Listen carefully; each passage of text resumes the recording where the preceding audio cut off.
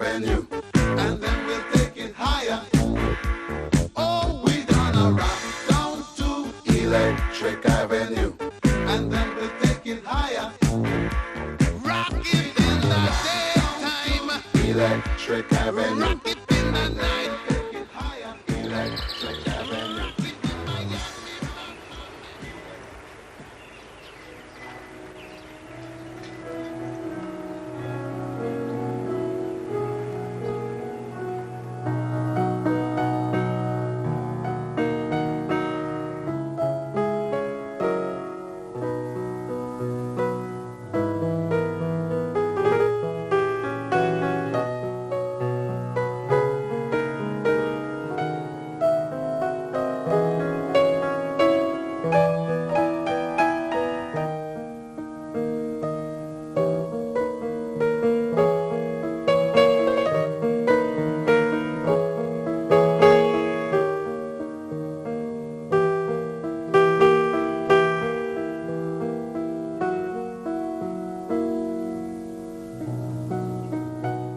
At the turn of the century, the piano was a major source of entertainment in well-to-do homes.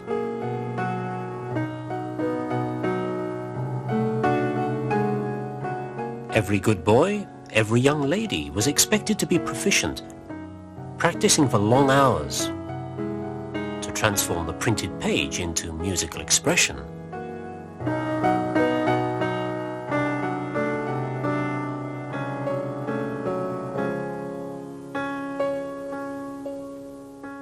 Until, in 1904, the Germans invented the automatic player piano.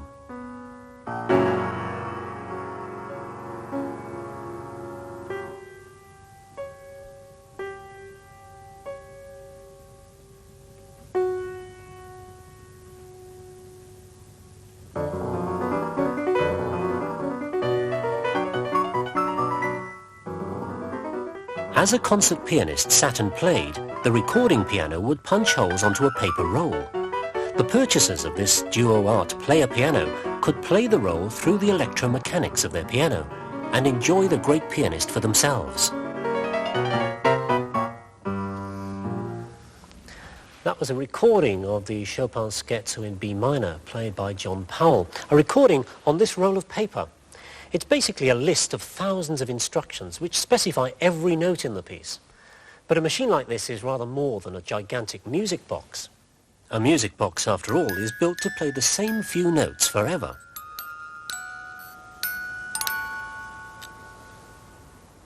The great thing about a machine like this is if you change the instructions, the machine does something different.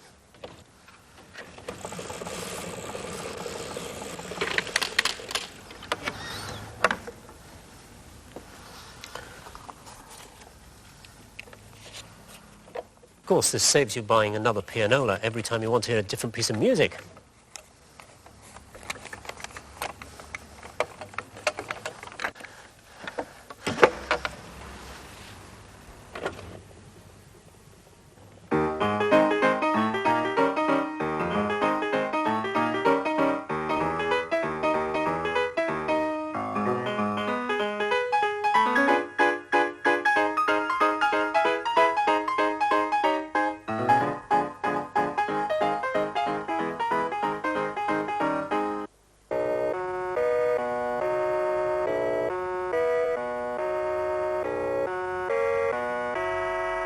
Computers are instructable or programmable machines.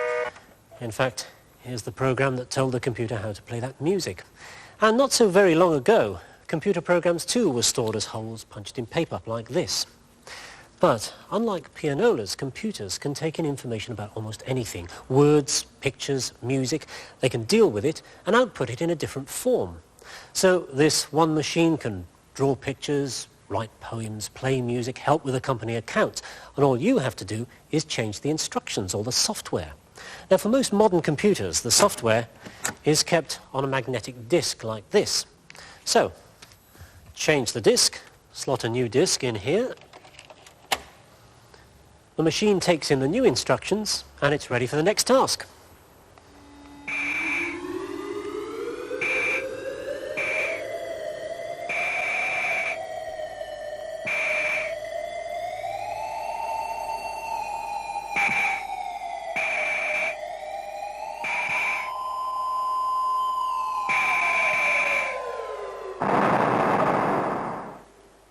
So that's a computer. You put in some information, it processes it according to some instructions you've given it, and it outputs the result. But what's going on inside to make this happen?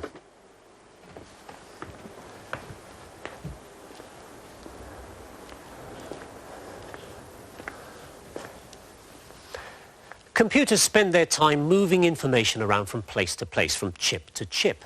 For example, a computer has a memory of a sort, these chips here. It's also got a big organizer chip, like this one here. It's called the central processor, and it's the central processor that controls that flow of information around the machine.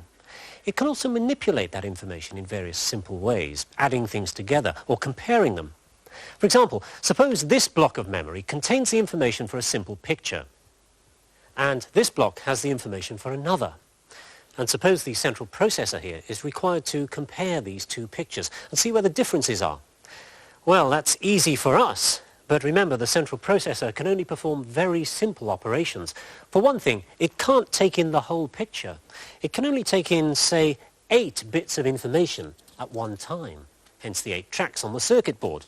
So, it takes a copy of these first 8, and it stores that copy internally.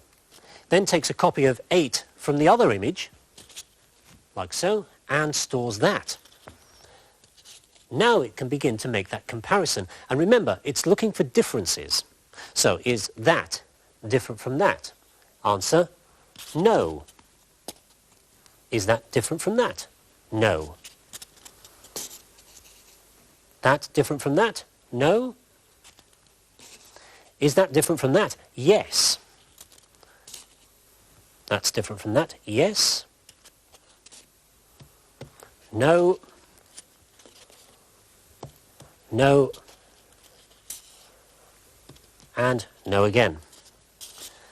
So, the processor has arrived at a result. It can now get rid of these, clear them. And the result can be stored away in yet another part of memory.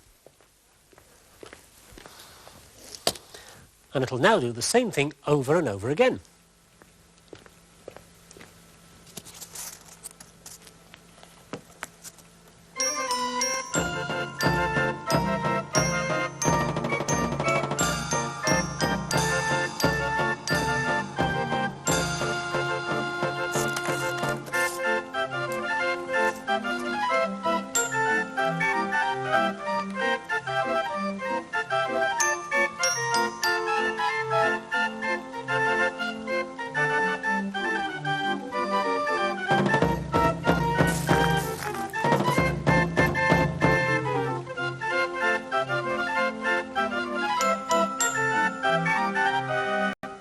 And here's the end result, which represents the comparison of the other two images.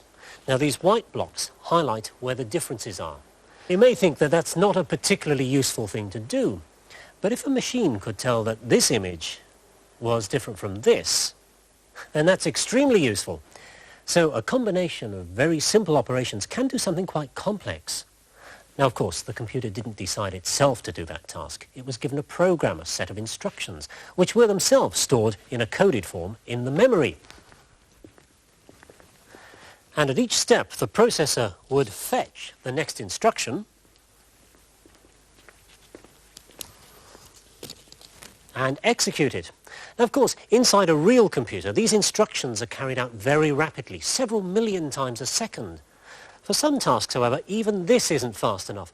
And instead of 8 bits, computers now move 16 and 32 bits of information around at a time. But still, their information and their instructions on what to do with that information, the software, both depend upon those basic yes, no, on-off codes, corresponding to the simple perforations in the piano roll.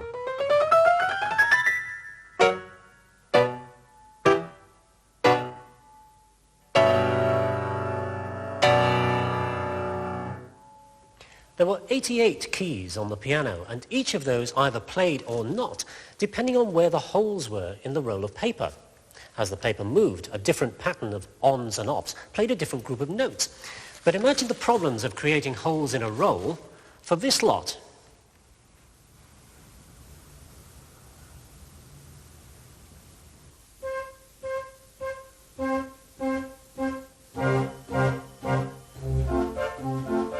The paper roll could be no wider to accommodate the extra information, as it would warp as the weather changes. Yet there were 2 keyboards, all the stops, and a whole range of foot pedals to be played.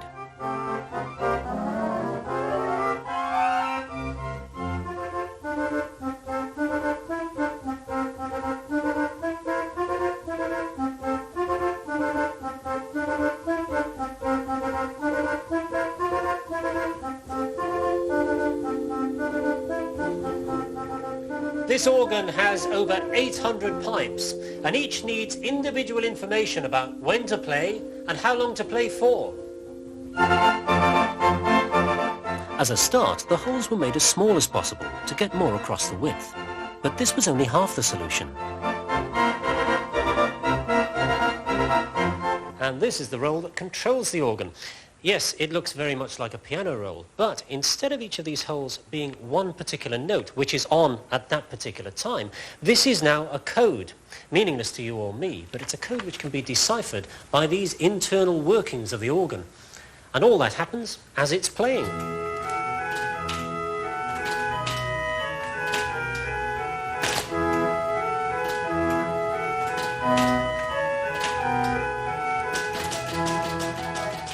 These clattering relays, normally well out of earshot of the listener, translate the coded messages. Hundreds of wires and switches turn the language of the paper roll into the simple on-off instructions to each individual stop and note.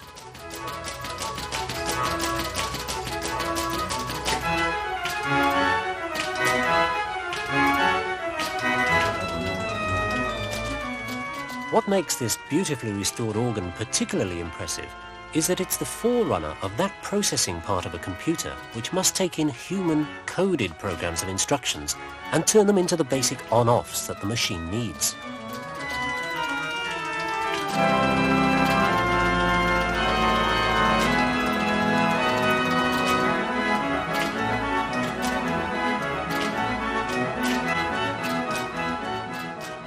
And the rolls are the predecessors of today's multi-million-pound software industry.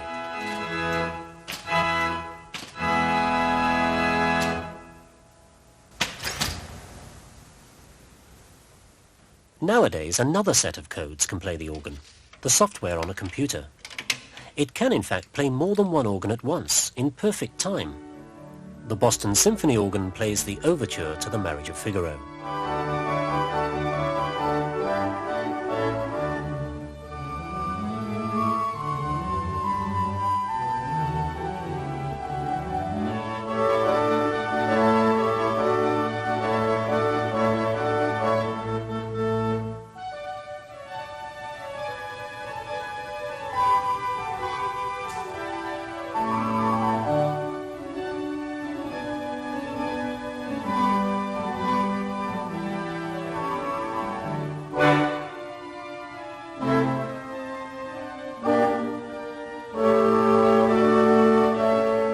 People have always been fascinated by machines that can outperform humans.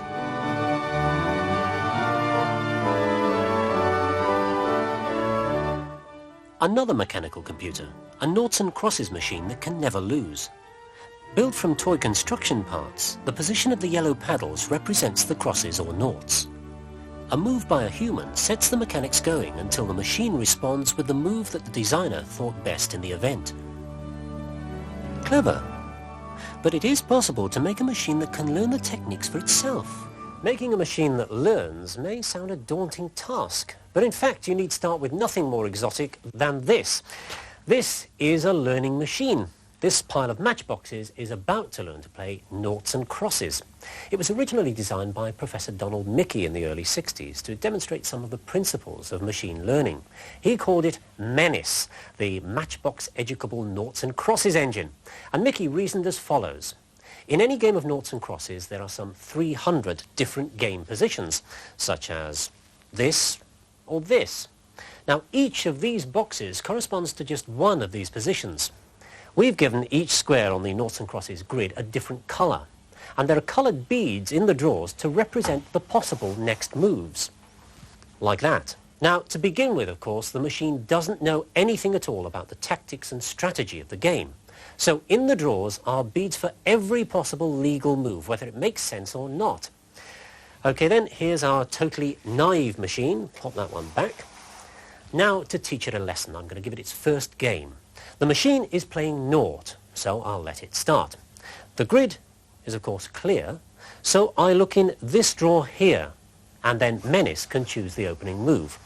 We do that by tipping the matchbox and seeing which bead happens to fall into the V at the front. It's the pink. It's chosen the centre square.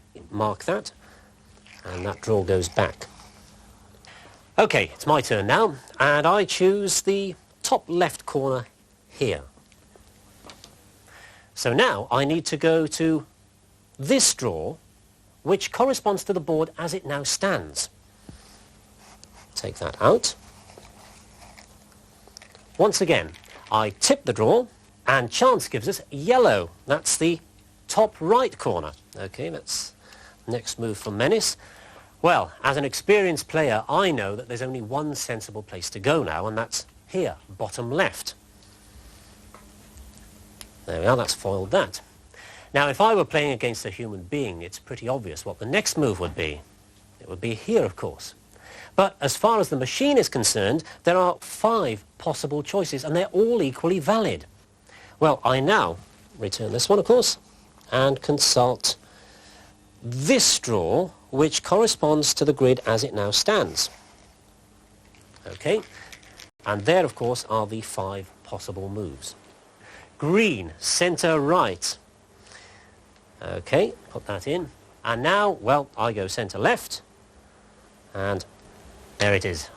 Well, that was the game, but now comes the learning process. The machine lost, so it must ensure that it doesn't end up in that same position again.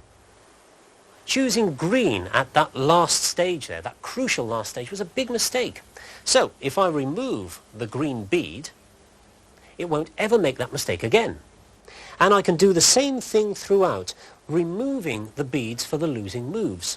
For example, that yellow wasn't too bright, so I'll remove the yellow bead from there. And at the first stage it chose pink. Ah, now here's a problem. The opening move, choosing that pink square in the centre, was actually a good move. If I remove the pink bead, it will never be able to make that move again. Well, that's where this system of reward and punishment needs some refinement. Professor Mickey, in fact, put several beads of each colour into the boxes, so a strategic move like that couldn't be erased until it had failed over and over again. If Menace had won, I'd need to reinforce those winning moves to make them more likely to happen next time. Well, I could do that simply by putting extra beads into the drawers, the right colour beads at each stage, to load the odds in favour of that move being chosen again. And of course, that's the key to getting the machine to learn. It has to play time and time again. The more it plays, the smarter it grows.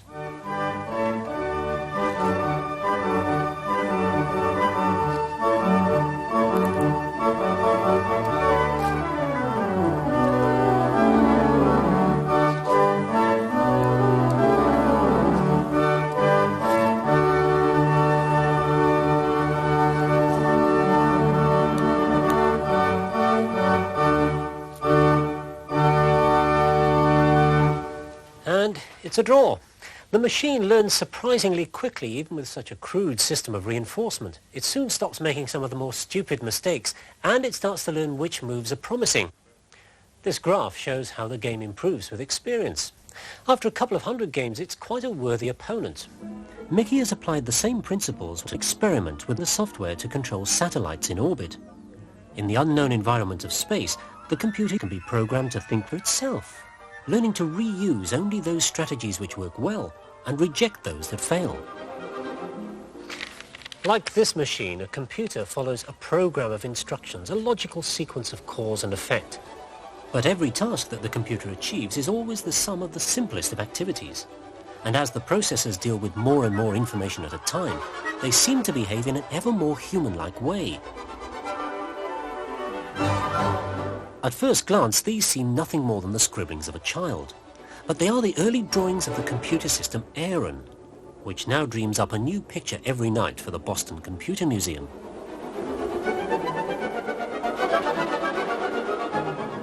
Then, during the day, its instructions are sent to the plotter, and the picture appears.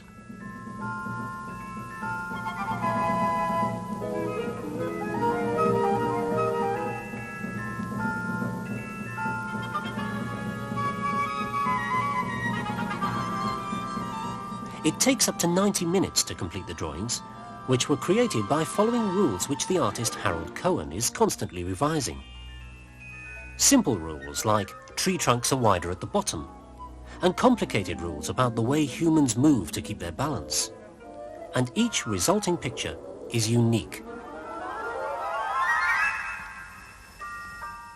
and sells for $250 a time.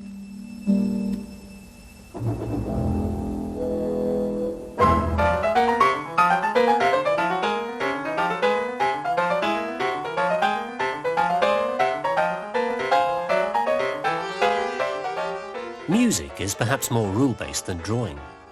Musicians can experiment with the known rules of music and create a result which seems to be more than the sum of its parts. I can make connections between its analysis of how I'm playing and how it's going to respond. So, for instance, I can make a connection between playing single notes and adding arpeggios leading up to that note. So now whenever I play single notes, it will do that. But if I play chords, it just echoes them. So it's distinguishing between the two and changing its response accordingly. Now I can add another one that whenever I play a chord, it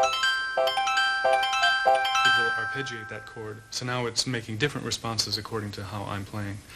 So that's in general how it works. And in real time, it stores everything I play, analyzes that, makes up a response, and plays it back with me. So if I have several of those things going, it becomes like playing with another musician. It's a completely deterministic program. There's no random numbers involved.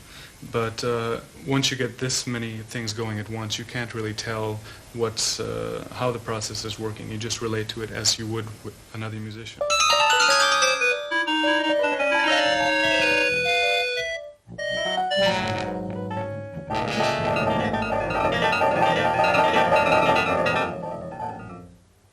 Would you say it's being creative? I would say it's being creative, but it's kind of a controlled creativity. It knows certain ways to make music, and I'm trying to explore how I can make music with it. It's not so much trying to make the computer be a human, but discover what are the best ways for a computer to make music, and to do that along with a human.